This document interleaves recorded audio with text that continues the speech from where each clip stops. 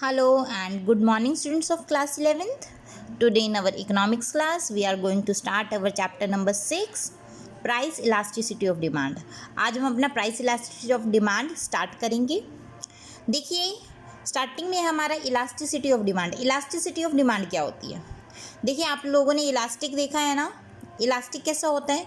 आप उसको जितना ज़्यादा खींचते हैं उतना ही ज़्यादा वो आगे बढ़ता रहता है.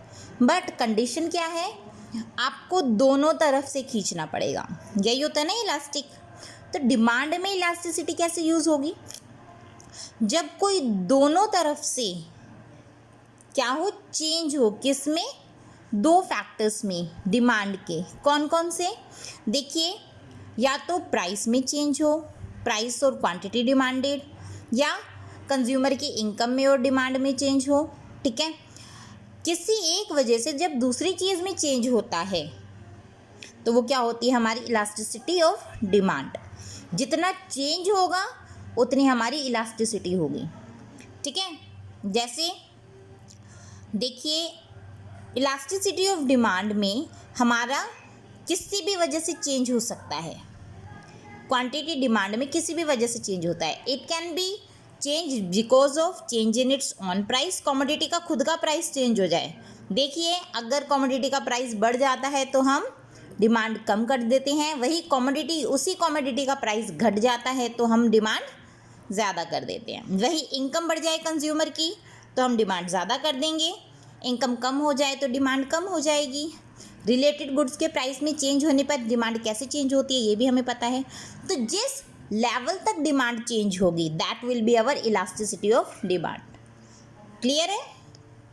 तो elasticity of demand it measures the responsiveness, मतलब extent of the quantity demanded, मतलब कितनी क्वांटिटी डिमांड चेंज हुई है ऑफ अ गुड, एक गुड की, due to change in its price, उसके प्राइस में चेंज होने की वजह से, दूसरे गुड्स में चेंज होने की वजह से, दूसरे गुड्स के प्राइस में चेंज होने की वजह से, या फिर कंज्यूमर की इनकम में चेंज होने की वजह से.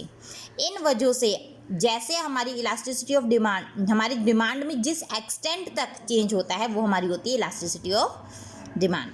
क्लियर है? प्राइस इलास्टिसिटी ऑफ डिमांड, जब हमारी गुड्स की डिमांड किस वजह से चेंज हो जाए? Due to change in the on price of the commodity.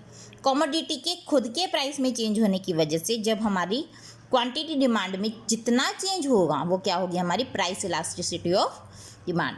Similarly, income में चेंज होने से, कंज्यूमर की इनकम में चेंज होने से डिमांड में जितने एक्सटेंट तक हमारा चेंज होगा that will be income elasticity of demand.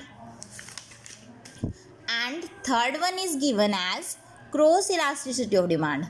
अगर दूसरे गुड्स के प्राइस में चेंज होने से हमारी कमोडिटी में डिमांड में कितना चेंज होता है that will B cross elasticity of demand.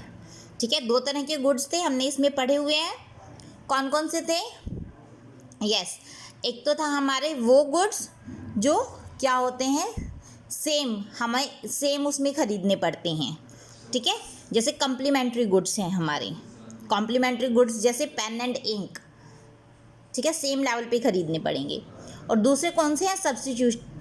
सब्स्टिट्यूटेबल goods, वो गुड्स जिसको एक जगह से दूसरी जगह, एक की जगह दूसरी हम यूज़ कर सकते हैं. ठीक है ना.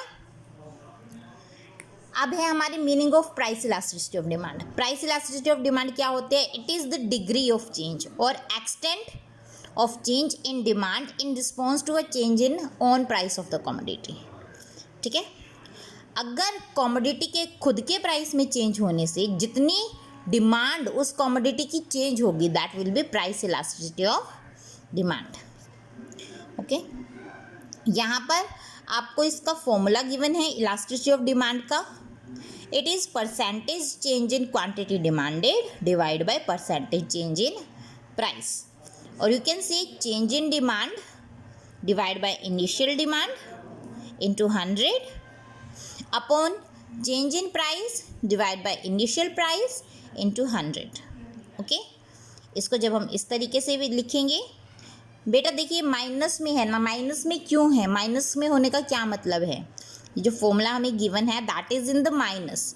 माइनस मीन्स इसमें इन्वर्स रिलेशनशिप है, जब प्राइस बढ़ेगा तो डिमांड कम होगी, डिमांड बढ़ती है तो प्राइस कम होता है, ठीक है। सॉरी, प्राइस बढ़ता है तो डिमांड कम होगी, प्राइस कम होता है तो डिमांड बढ़ती है, ठीक है। प्राइस के अकॉर्डिंग ही हमारी डिमांड में चेंज होता है।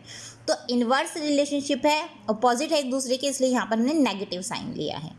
ओके, सो Q1 माइनस Q1 क्या है, हमारा अभी का क्वांटिटी है जो हम परचेज कर रहे हैं। Q हमारे पिछले प्राइस पे जो हमारी क्वांटिटी हम परचेज कर रहे थे, डिवाइड बाय Q।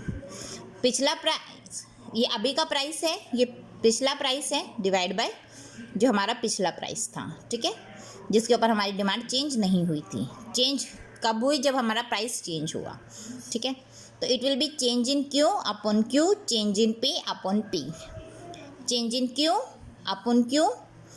अगर इसको हम मल्टीप्लाई में करते हैं तो P ऊपर आ जाएगा और चेंज इन P नीचे। तो इसको हम सिंपल लैंग्वेज में अगर हम लिखें तो होगा P by Q into change in Q upon change in P, ठीक है।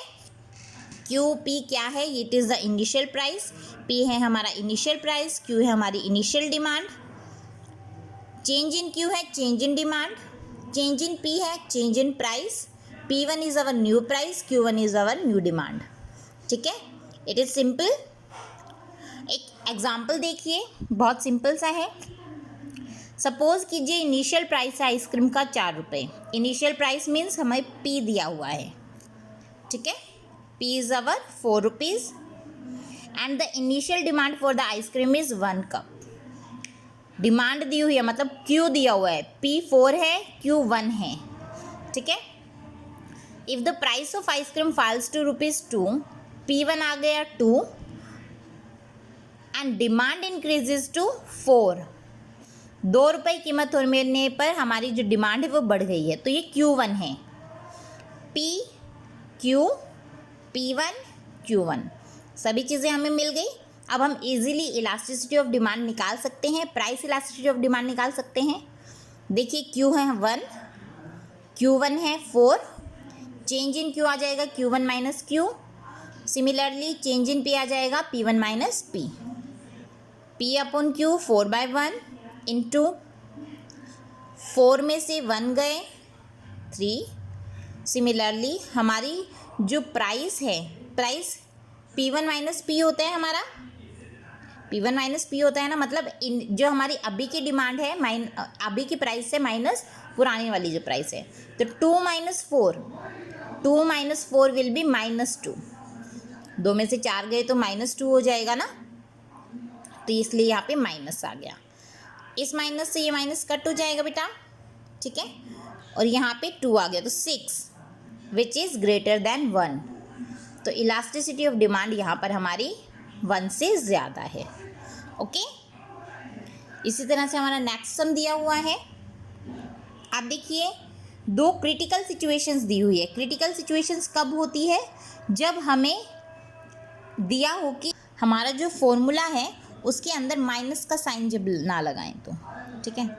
देखिए इसके अंदर सिंपल सा आपको दिया हुआ है, अगर माइनस का साइन इसमें दिया हुआ कि क्यों लगाते हैं, मैंने आपको ये चीज़ पहले बता दी है। माइनस का साइन हम इस वजह से लगाते हैं क्योंकि हमारा जो प्राइस और क्वांटिटी डिमांड है दोनों में इन्वर्स रिलेशनशिप है, उसका इफेक्ट ख़त्म करने के लिए हम यहाँ पर माइनस का साइन लगाते हैं। क्लियर। अब देखिए आपका नेक्स्ट है slope of demand curve and elasticity of demand. Demand curve का स्लोप कैसा होता है, नेगेटिव स्लोपिंग होती है, ठीक है। वही इलास्टिसिटी ऑफ डिमांड, दोनों कैसे एक दूसरे से डिफरेंट है, एक दूसरे से अलग है, ये चीज़ हम देखेंगे। जो इलास्टिसिटी ऑफ डिमांड है, स्लोप ऑफ डिमांड कर्व के अगर हम कंपेयर करें, जो इलास्टिसिटी ऑफ डिमांड है वो परसेंटेज चेंज दिखाती है, वहीं स्लोप ऑफ डिमांड कर्व है ये हमें एब्सोल्यूट चेंज दिखाता है। ये तो परसेंटेज में दिखाती है चेंज, ये एब्सोल्यूट चेंज दिखाता है हमें। क्लियर। इसमें आपका स्लोप ऑफ डिमांड कर्व दिया हुआ है, अलग अलग पॉइंट्स पे कैसे निकालना है। ये देखिए आपकी फिगर दी हुई है, ओ वाई एक्सिस पे हमने प्राइस लिया है, ओ एक्स एक्सिस पे हमने क्वांटिटी ली है, हमेशा ऐसे ही लेते हैं। ये हमारा slope of demand curve given है। इसके अलग अलग पॉइंट्स पे हम इलास्टिसिटी ऑफ डिमांड निकाल सकते हैं। इस पॉइंट पे कितना है, इस पॉइंट पे कितना है, इस पॉइंट पे कितना है, अलग अलग पॉइंट्स पे इस पॉइंट पे कितना है, अलग अलग पॉइंट्स पे हम इलास्टिसिटी ऑफ डिमांड निकाल सकते हैं। ठीक है, वो तो किस में आएगी, परसेंटेज में। जब हम डिमांड कर्व की बात करें वो किस में होता है, एब्सोल्यूट नंबर्स में आता है। ओके, नेक्स्ट है हमारा distinct situation of elasticity of demand. Elasticity of demand की एक अलग से क्या सिचुएशन रहेगी, कैसे, horizontal straight line demand curve and elasticity of demand. जब हमारा जो डिमांड कर्व है वो स्ट्रेट लाइन रहे, स्ट्रेट लाइन कैसे, horizontal to the x axis, जब हमारा डिमांड कर्व है वो इस तरीके से रहे। आपने ये चीज़ पहले की हुई है, डिमांड कर्व, इसके अंदर हमारा 4 रुपये की कीमत पर, 4 रुपये जब प्राइस है हमारी कमोडिटी का, उस वक्त हमारी डिमांड अनलिमिटेड है। ठीक है, लेकिन थोड़ा सा हमारी प्राइस बढ़ने से हमारी डिमांड क्या हो जाएगी, 0 पे फॉल हो जाएगी। एग्जिस्टिंग प्राइस पे हम अनलिमिटेड डिमांड कर रहे हैं, जैसे ही हमारा प्राइस बढ़ेगा वैसे ही हमारी डिमांड 0 पे आ जाएगी। तो हेयर इन जो डिमांड है, इलास्टिसिटी ऑफ डिमांड है, that is the perfectly elastic. क्या है वो, हमारी परफेक्टली इलास्टिक। सिमिलरली ये किस सिचुएशन में होती है बेटा, वो चीज़ जिसके लिए हम एक लेवल तक पे करने को तैयार हैं, जैसे ही थोड़ा सा प्राइस इंक्रीज हो हम उसकी डिमांड चेंज करके हम किसी और कमोडिटी की तरफ भाग जाएंगे, उसके सब्स्टिट्यूट की तरफ चले जाएंगे, तो इसकी डिमांड 0 पे फॉल हो जाएगी। ठीक है ना। नेक्स्ट वन, ये वो कमोडिटी है जिसके प्राइसेस चाहे कितने भी बढ़े हमारी डिमांड चेंज नहीं होती, प्राइसेस चाहे कितने भी कम हो हमारी डिमांड चेंज नहीं होगी।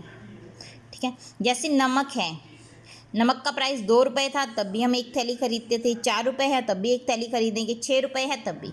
ऐसा तो नहीं है अगर नमक सस्ता हो जाएगा तो हम सब्जी में ज़्यादा नमक डालना शुरू कर देंगे, नहीं ना। अगर नमक महंगा हो गया तो हम बिना नमक के सब्जी खाना शुरू कर देंगे, ऐसा तो नहीं होता ना।